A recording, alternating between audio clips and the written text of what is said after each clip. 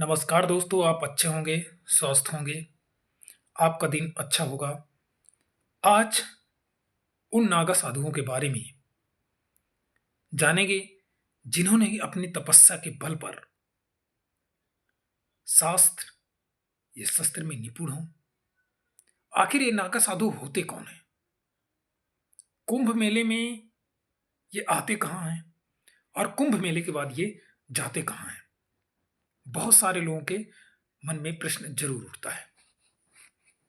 आज कुंभ के मेले में अनगिनत रहस्य नागा साधुओं को लेकर है। बहुत कम लोग जानते हैं कि ये कौन होते हैं, इनका उद्देश्य क्या होता है, ये कुंभ के मेले में कहां से आते हैं और कुंभ के मेले के बाद कहां चले जाते हैं। ये नागा साधु बनते कैसे हैं? नागा साधुओं के बारे में लोगों को कम ही जानकारियां होती है, गलतफहमी ज्यादा होती है। भारत का युवा पीढ़ी नागा साधुओं के बारे में कम ही जानते हैं। बड़े बड़े विद्वान हैरानी जताते हैं कि नागा साधुओं के बारे में हार्वर्ड जैसे विश्वविद्यालय में भी जब अध्ययन कर रहे थे तो ज्यादातर लोगों को इनके बारे में पता ही नहीं था। नागा साधु असल में एक विचार है जो खुद का त्याग होता है, जो सबसे पहले शरीर का त्याग होता है। इसमें नागा साधु बनने से पहले अपना खुद का संस्कार करते हैं, फिर पिंडदान करते हैं।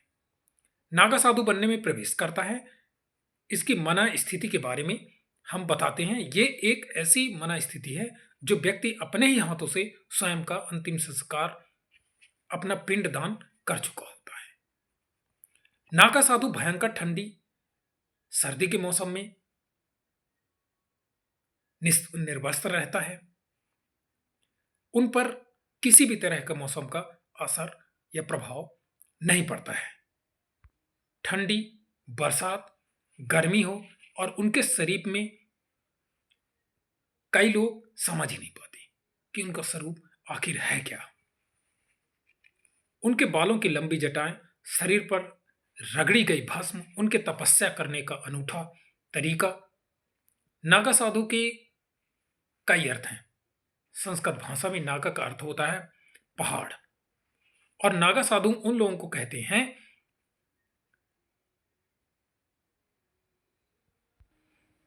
जो किसी भी मौसम में अपने आप को तपा सके।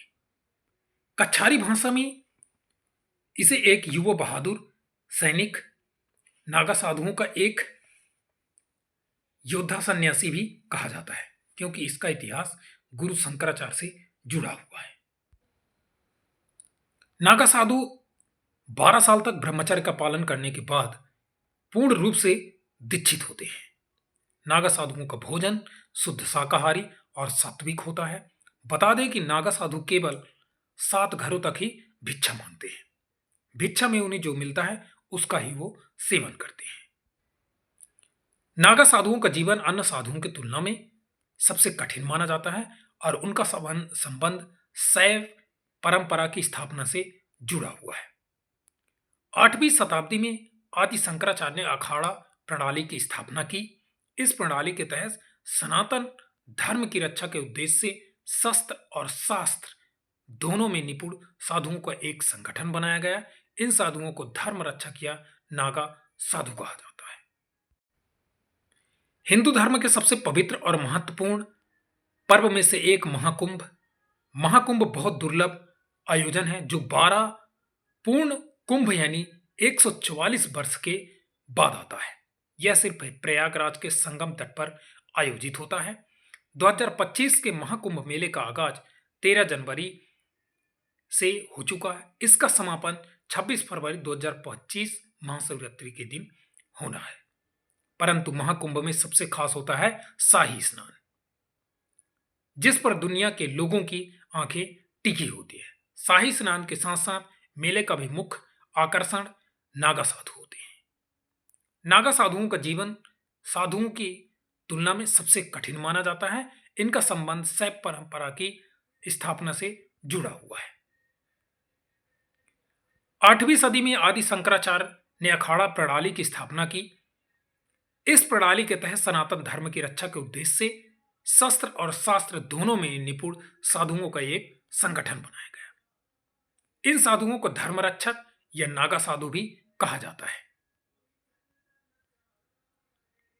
कौन होते हैं नागा साधु, कैसा होता है इनका जीवन, साथ ये भी जानते हैं कि आदि शंकराचार्य गुरु कौन थे। नागा साधु शिव के अनुयायी होते हैं जिनके पास तलवार, त्रिशूल, गदा, तीर, धनुष जैसे हथियार होते थे। नागा साधुओं को अक्सर महाकुंभ, अर्धकुंभ या सिंहस्थ कुंभ में देखा जाता है। आदि गुरु शंकराचार्य ने सनातन धर्म की रक्षा के लिए केवल साधारण सैनिक ही नहीं बल्कि वैदिक सैनिक तैयार किए थे।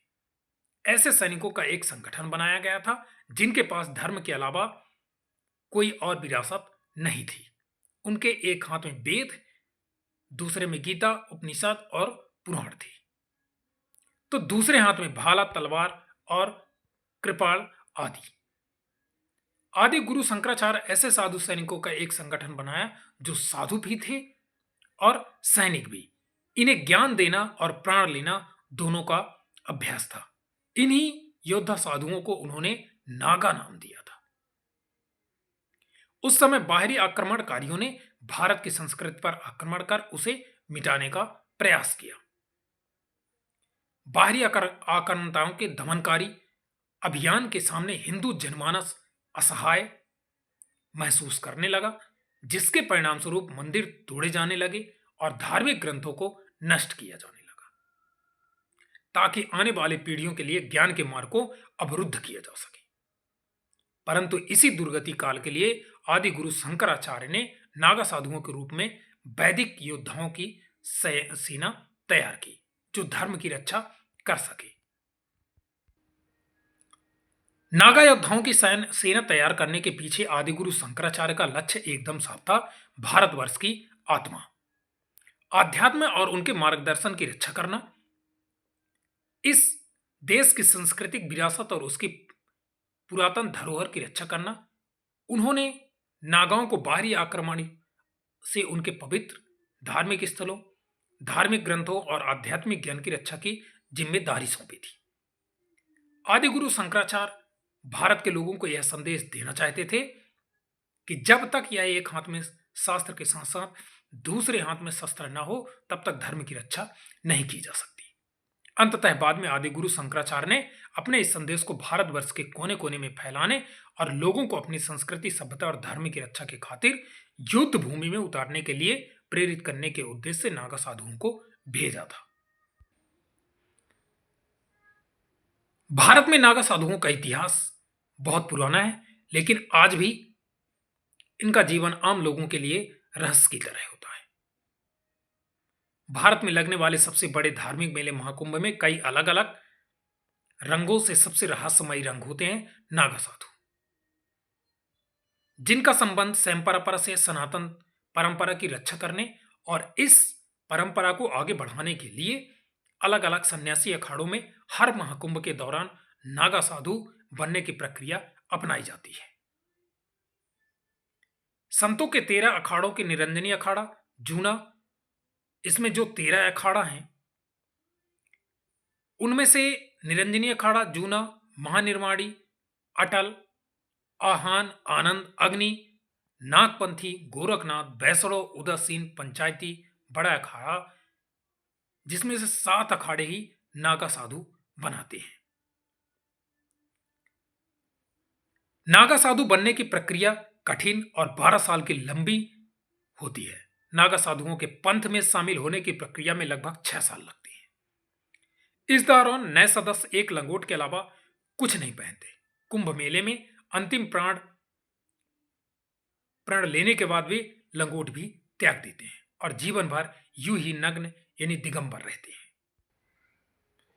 अखाड़े में प्रवेश के लिए व्यक्ति का चयन गहन जांच पड़ताल के बाद ही किया जाता है। सबसे पहले लंबे समय तक ब्रह्मचारी के रूप में जीवन बिताना होता है, जिसके बाद उसे महापुरुष और फिर अवधूत का दर्जा दिया जाता है।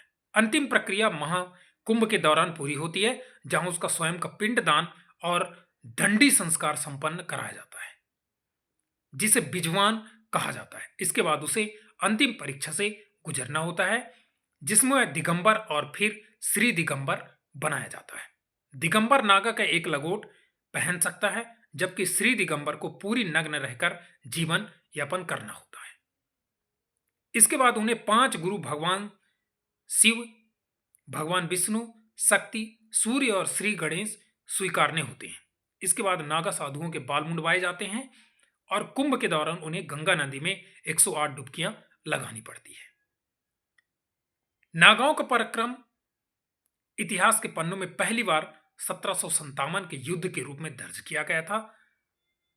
111 नागा साधुओं के अहमद शाह अब्दाली के नेतृत्व वाली अफगान सेना को हराया था। वहीं नागा साधुओं के 2 योद्धा अजा और शंभू 4000 अफगान सिपाहियों और 200 घुड़सवारों, 100 ऊंट सवारों और 20 तोपों के सामने एक मजबूत दीवार की तरह डट गए थे।